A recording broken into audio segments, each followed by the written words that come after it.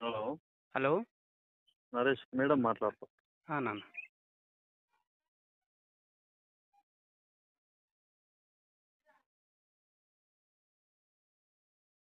Hello అమ్మ నమస్కారం అమ్మా, జై శ్రీరామ్.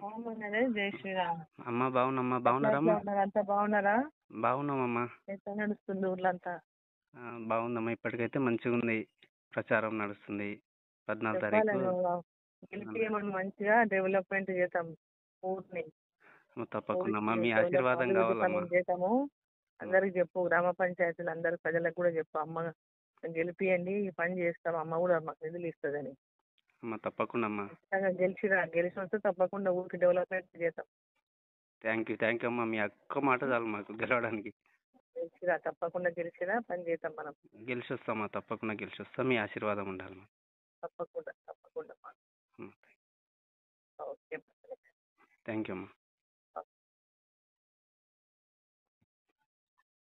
సర్పంచ్ ఎన్నికల్లో సైలెంట్గా దూసుకెళ్తున్న కొత్తపల్లి సర్పంచ్ అభ్యర్థి వర్సు శాంతమ్మకు అనూహ్య మద్దతు లభించింది.